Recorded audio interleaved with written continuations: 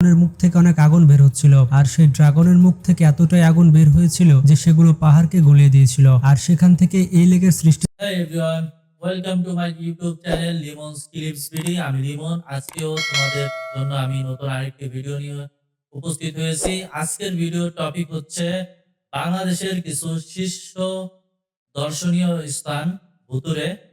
তো এমন এমন 10টি স্থান আছে বাংলাদেশের যা দেখে তোমরা খুবই আশ্চর্য হয়ে যাবা। ঠিক আছে, যারা তোমরা বাংলাদেশের বাইরে যেতে চাচ্ছ ঘুরতে, কিন্তু টাকা খরচ করে বাংলাদেশের বাইরে যাওয়ার কোনো দরকার নেই। বাংলাদেশের ভিতরেও এমন এমন কিছু দর্শনীয় স্থান আছে যা তোমরা জানো না।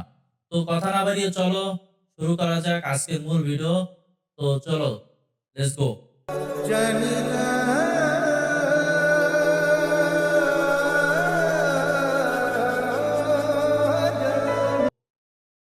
প্রাচীনকাল থেকে মানুষের রহস্যময় জায়গার প্রতি একটি অন্যরকম আকর্ষণ রয়েছে। আজও পৃথিবীতে এমন এমন বিষয় রয়েছে যেগুলো মানুষ সমাধান করতে পারেনি, কিন্তু যারা রহস্যপ্রিয় মানুষ রয়েছে তারা প্রতিনিয়ত এই রহস্যগুলো ভেদ করার চেষ্টা করছে। আপনাদের উদ্দেশ্যে বলে দিয়ে বাংলাদেশেও বেশ কিছু রহস্যময় স্থান রয়েছে।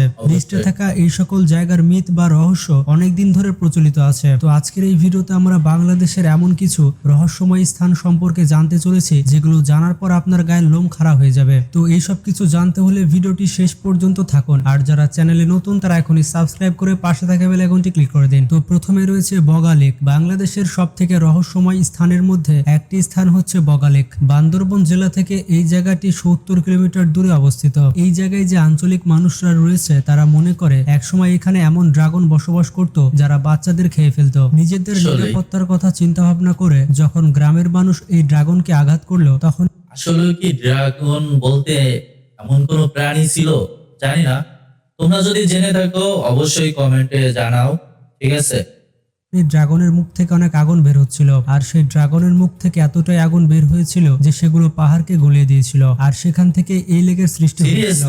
বম শব্দের অর্থ হচ্ছে ড্রাগন। এখন আপনি বুঝতে পারছেন বম লেক কেন বলা হয়। এই লেক যদি ভিজিট করতে চান তাহলে দেখতে পাবেন এর সৌন্দর্যতা, আর লেকের পাশে সাইনবোর্ডে লেখা আছে যে কিভাবে এই লেক সৃষ্টি হয়েছে। আপনারা জানলে অবাক হবেন, আজ পর্যন্ত এই বগা লেকের গভীরতা নির্ণয় করা সম্ভব হয়নি। তাছাড়া প্রতি বছর অজানা এক কারণে এই লেকের পানির রং বদলে যায়। কেন এই লেকের পানির রং বদলে যায় এর ব্যাখ্যা আজও পর্যন্ত মানুষ পায়নি। তো কারা কারা এই লেকে গিয়েছেন তারা কিন্তু কমেন্ট বক্সে জানাবেন। তো এরপরে রয়েছে সোয়াচ অফ নো গ্রাউন্ড। বাংলাদেশের সব থেকে রহস্যময় স্থানের মধ্যে একটি স্থান হচ্ছে সোয়াচ অফ নো গ্রাউন্ড। মেঘনা নদী এবং সাগর যেখানে মিলিত হয়েছে সেই জায়গাটিকে ব্রিটিশরা বলতো সোয়াচ অফ নো গ্রাউন্ড। তৎকালীন ব্রিটিশদের মতে এটি এমন একটা জায়গা যার কোনো সীমা নেই। অনেকে সোয়াচ অফ নো গ্রাউন্ডকে পৃথিবীর দ্বিতীয় সব থেকে গভীর খাদ বলে থাকে। বলা হয়ে থাকে এই সোয়াচ অফ নো গ্রাউন্ড 1,25,000 বছর পূর্বে তৈরি হয়েছে।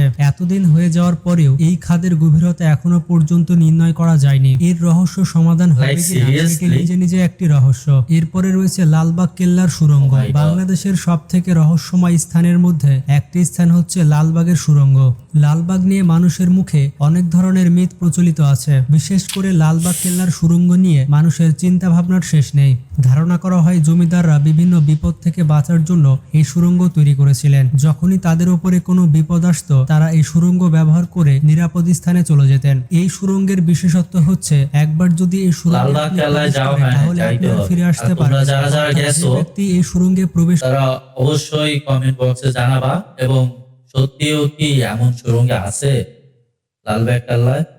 যাই হোক, করবে তাকে আর কখনোই খুঁজে পাওয়া যায় না। লালবাগ কেল্লার সুড়ঙ্গ এতটাই বড় যে এর শেষ আপনি খুঁজে পাবেন না। তাছাড়া এই সুড়ঙ্গে অনেক অন্ধকার রয়েছে। বর্তমানে বাংলাদেশ সরকার এই লালবাগ কেল্লার সুড়ঙ্গ বন্ধ করে দিয়েছে, যার কারণে মানুষের কাছে এখনো রহস্য হয়ে থেকে গিয়েছে এই লালবাগ কেল্লার সুড়ঙ্গ। এরপরে রয়েছে ফয়েজ লেক। বাংলাদেশের সব থেকে রহস্যময় জায়গার মধ্যে একটি রহস্যময় জায়গা হচ্ছে ফয়েজ লেক। সৌন্দর্যতা এবং বিনোদনের জন্য একটি প্রসিদ্ধ নাম হচ্ছে ফয়েজ লেক। তবে সৌন্দর্যতার পাশে ফয়েজ লেককে ঘিরে নানা রকম গল্প প্রচলিত আছে। প্রায় শোনা যায় এখানে সাদা এবং কালো পোশাক পরে দুইজন মহিলা সব সময় ঘোরাফেরা করে। স্থানীয় লোকদের মতে এই ফয়েজ লেকে এই দুইজন নারীর মৃত্যু হয়েছিল এবং তাদের অতৃপ্ত আত্মা এই লেক ছেড়ে এখনো যায়নি। তবে এইসব গল্পের এখনো পর্যন্ত কোনো সত্যতা পাওয়া যায়নি, কিন্তু প্রচলিত ভুতুরে গল্প এই ফয়েজ লেককে আরো রহস্যময় স্থানে পরিণত করেছে। এরপরে রয়েছে চলন বিল। নাটোরের চলন বিল সম্পর্কে আপনারা অনেকেই জানেন। দেশি বিদেশি পর্যটকরা এই চলন বিলে ভিড় করে। এই চলন চলন বিল 3টি জেলা মিলে রয়েছে, তবে 3টি জেলার মধ্যে সিরাজগঞ্জে যে চলন বিল রয়েছে সেটা নিয়ে অনেক গল্প প্রচলিত আছে। এই চলন বিল জুড়ে রয়েছে অনেক ভুতুরে গল্প,